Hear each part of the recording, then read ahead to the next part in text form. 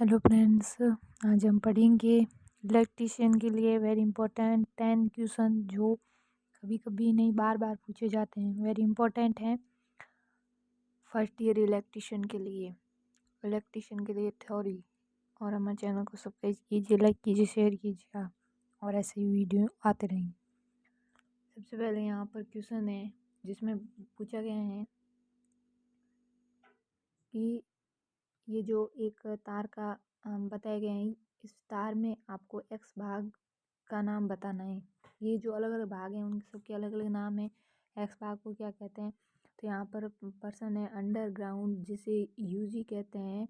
Cable में x भाग का क्या नाम है? उसे आमर कहते हैं, लेड शीट कहते हैं, कागज कुशालक या फिर ब्रांडिंग। तो इसे कहते हैं आप ब्रांडिंग, ठीक है।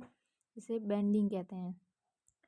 जो ये एक्स भाग है इसे बेंडिंग कहते हैं। और आर्मर है जो कि सबसे पीछे वाला भाग है, ये वाला, इसे आर्मर कहते हैं। और लेल चीज है जो कि ये वाला भाग को कहते हैं, ठीक है। इसी प्रकार आगे अगले क्वेश्चन की तरफ बढ़ते हैं।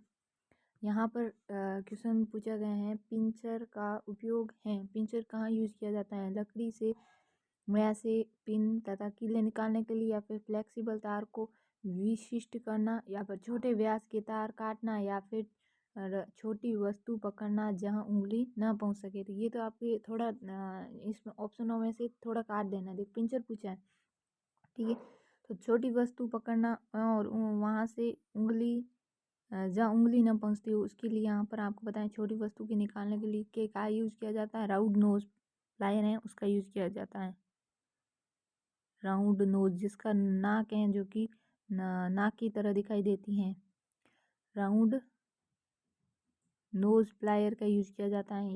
यदि ऑप्शन के लिए सी है। छोटे व्यास के तार काटने, छोटे व्यास के तार काटने के लिए आपको बताएं अलग अलग प्रकार की है जो कि प्लायर का यूज किया जाता है। फ्लेक्सिबल के लिए भी अलग है। तो पिन तथा कील है जो लकड़ी से होती है ना, उसके निकालने के लिए यूज किया जाता है, उसका नाम है, ठीक है, पिंचर। पिंचर यूज किया जाता है कीले वगैरह निकालने का कारण। अगला क्वेश्चन है ट्रांसफार्मर पर ओपन सर्किट परीक्षण द्वारा किन शक्ति हानि का आकलन किया जाता है? मतलब ट्रांसफार्मर है उस पर ओपन सर्किट है, खुले हुए दोष हैं, उनके लिए कौन सी हानि होती है? केवल हिस्टेरिस हानि होती है, कोर हानि होती है, केबल भंवरतार हानि होती है, ताम्र हानि तो मतलब तांबे के कारण होती है, और भंवर हानि भी नहीं होगी यहाँ पर। और हिस्टेरिस हानि है जो कि घसाव के कारण होती है, यहाँ पर ये भी नहीं होती। तो यहाँ पर सही आंसर है बी आंसर है, कोर हानि होती है, ठीक है। ओपन सर्किट में कोर हानि होती है।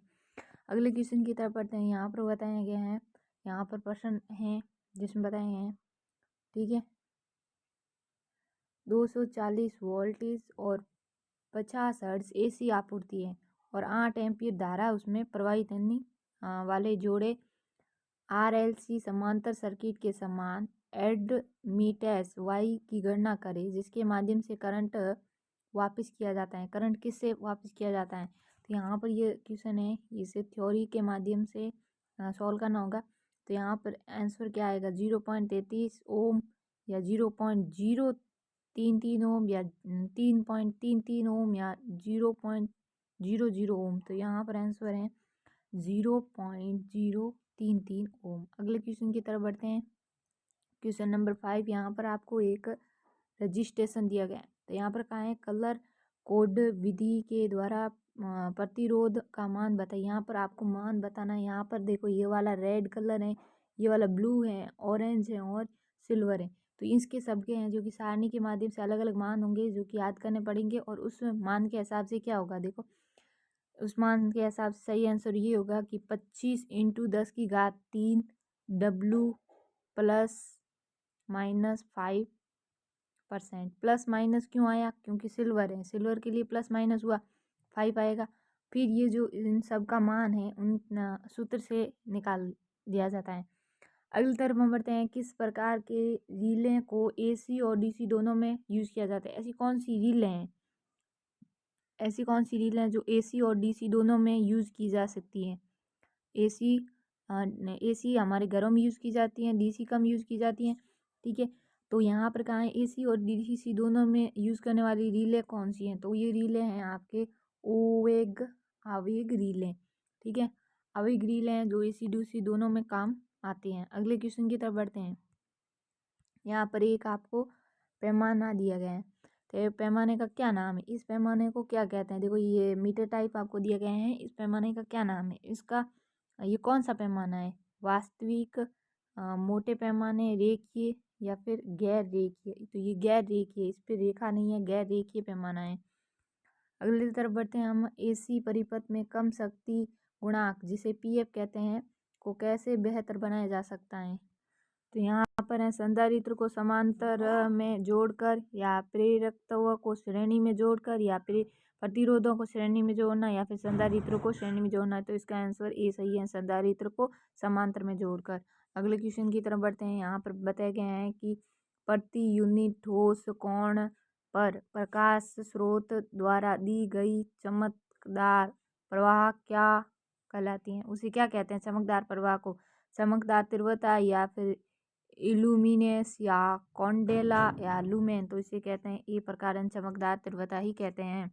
यहाँ पर एक परिपथ दिया गया है, तो इस परिपथ को ध्यान से देखना है। यहाँ पर पूछा गया है भूमिगत केबल में किस प्रकार के दोष का पतन लगाया जा सकता है। यहाँ पर ये वाला है ना डायग्राम, ये कौन सा पतन दोष है? मतलब भूमि के अंदर यानी जमीन के अंदर जो केबल लगाई गई है, तो ये वाला परिपथ दोष है। ये दोष कौन सा है? ये सर्किट दोष कौन सा है? ये क्वेश्चन आता है। तो लघुपतित, कमजोर इंसुलेशन वाला, भूदोष या फिर खुला परिपथ। यहाँ पर कोई खुला परिपथ है ही नहीं और यहाँ पर कोई भूमि में दोष भी नहीं है और इंसुलेटर भी कमजोर नहीं है। तो इसका आंसर ए है, लघुपतित दोष है, लघुपतित दोष हैं। हमारे चैनल को सब्सक्राइब कीजिए ऐसे ही इंपॉर्टेंट क्वेश्चन। Thank you.